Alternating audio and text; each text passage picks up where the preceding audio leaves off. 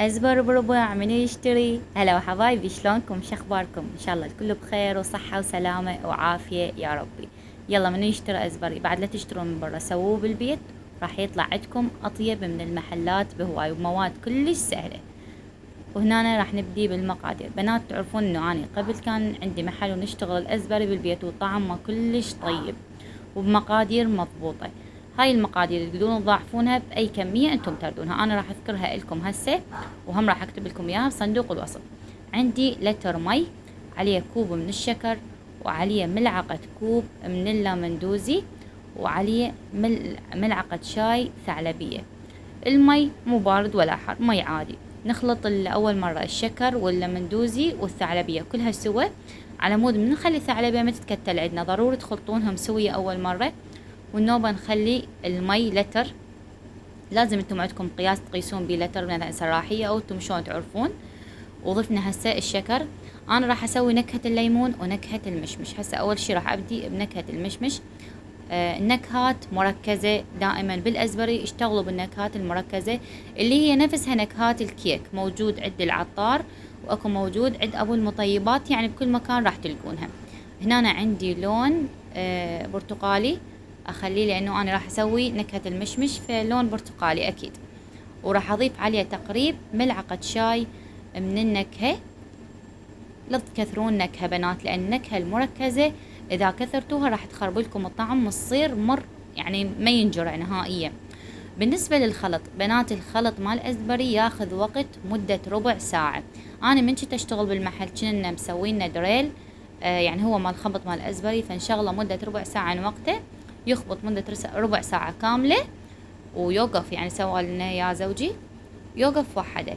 بس اني بما انه انا راح اشتغل بالخلاط، الخلاط ما راح يتحمل يشتغل مدة ربع ساعة، فراح اخبطه 5 دقايق فقط، وبعدين مرة ثانية نكمل الخبط مالته ورا ما يجمد. بس انتم اذا تشتغلون كميات هواي او تشتغلون المحلات، ضروري تكون عندكم هاي الخفاقة الخاصة بالأزبري. هنا طبعا انا سويته الصبح تقريبا ب9 الصبح، وحولته يعني على الخلاط مثل ما جاي تشوفون، خليته مدة 5 دقايق. ورا 5 دقايق صار عندنا شوي قوامه ثقيل. منين؟ من الثعلبية. بنات طريقة مضبوطة 100%، وراح تحصلون منها فلوس كومة، صدقوني، اللي يشتغلون بالبيت أو يشتغلون بمحل، يعني بيها ربح خير من الله. وتقدرون قلت لكم تضاعفون المقادير على هاي المقادير نفسها، وتضاعفونها طبيعي، ماكو أي إشكال. وحبايبي، إذا عجبكم الفيديو أتمنى منكم اللايك والاشتراك بالقناة وتفعيل زر الجرس على مود يوصلكم كل ما هو جديد، وإن شاء الله راح أنزل وصفات كلش حلوة تستفادون من يمها.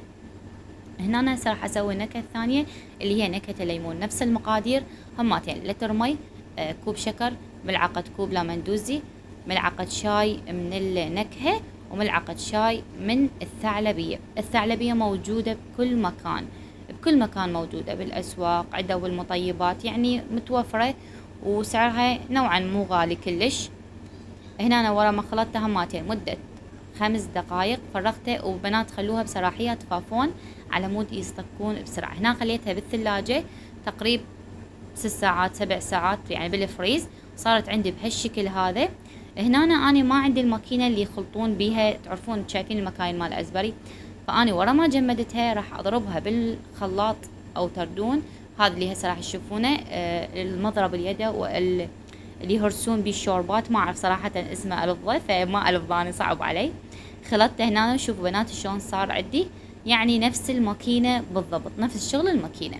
ورا ما يجمد تخلطونه بهالشكل هذا وتقدمونه لأولادكم بألف صحة وعافية، وانتم هنا متأكدين انه المي نظيف، ويعني كمية وفيرة لكم، راح يعني خير من الله يصير عندكم. هسه انا هاي طلعت عندي 4 أكواب، وظل من يمه ضميته بالفريز الثاني يوم، يعني شو كنت ما يردون اولادي موجود عندي. وطريقته كلش سهله، ما تاخذ منكم وقت، وتاكلونه بألف ألف عافيه. شوفوا بنات، هذا اللي بالمشمش والبلي الليمون، طعمه بنات فتشي. الحموضة والحلا متوازنات، ومقادير بنات مضبوطة، تجربونها وعلى ضمانتي.